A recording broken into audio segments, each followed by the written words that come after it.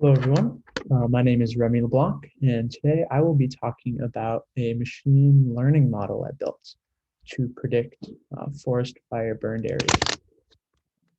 So my research question that I looked at was wondering if I can predict the burned area of forest fires based on the spatial, temporal, weather variables where the fire was spotted.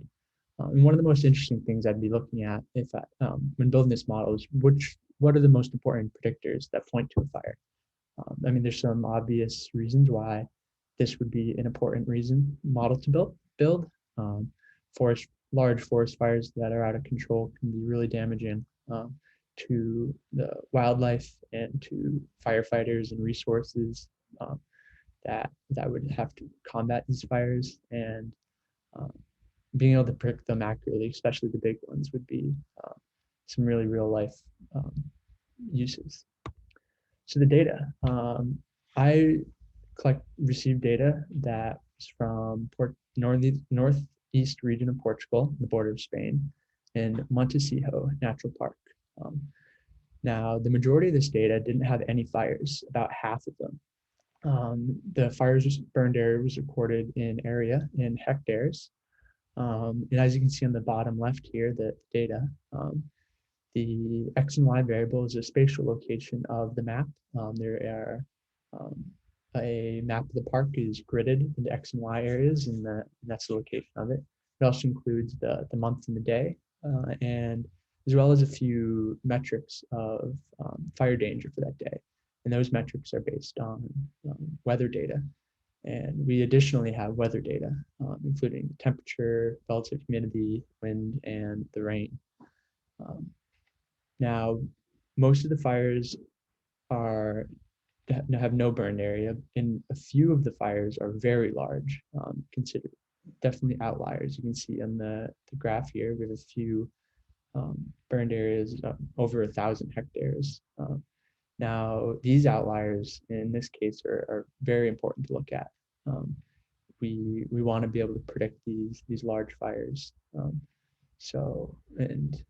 I calculated these large fires as being one standard deviation over, and there were 19 of these that were one standard deviation over the mean.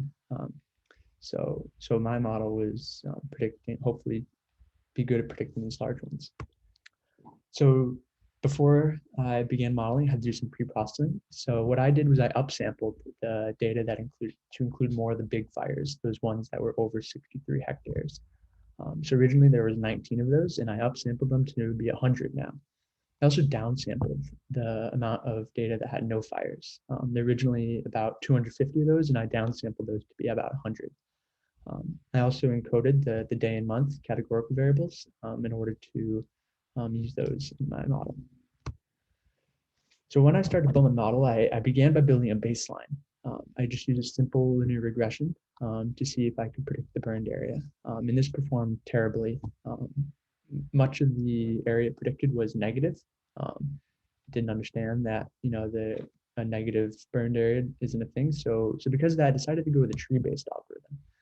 I figured this would be better at understanding the area can't go below zero, and it might catch those outliers pretty well. So I looked at AdaBoost, gradient boosting, decision trees, and a random forest. And I used R squared and RMSE as my evaluation metrics. And RMSE was a particularly interesting metric I want to look at because it really penalizes outliers heavily. And because I want to predict these outliers well, I wanted it to penalize models that weren't able to predict these outliers.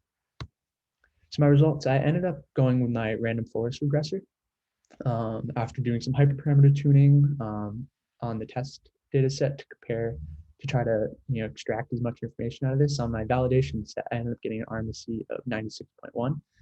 Now here's a graph of the actual area in my validation set on the left here, in my predicted areas on the right here.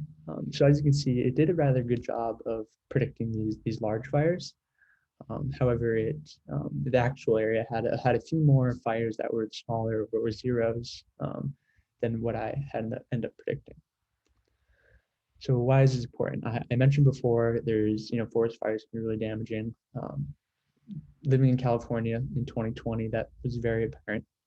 But the most important thing about this model that I could take from it was the feature importance. Which of the features were most predictive in this? And I calculated that using permutation feature importance, where we would shuffle um, one of the predictors and see how that would affect the metric.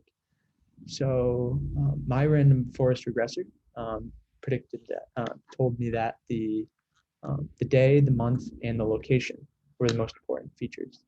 Um, so this tells us quite a bit, actually. It tells us there are certain months and locations that are most predictive. So um, a further step of this project could be figuring out which months and days and which of these grids are most predictive of fire. On the map on the right here is a map of the park, as well as the X and Y locations within the park.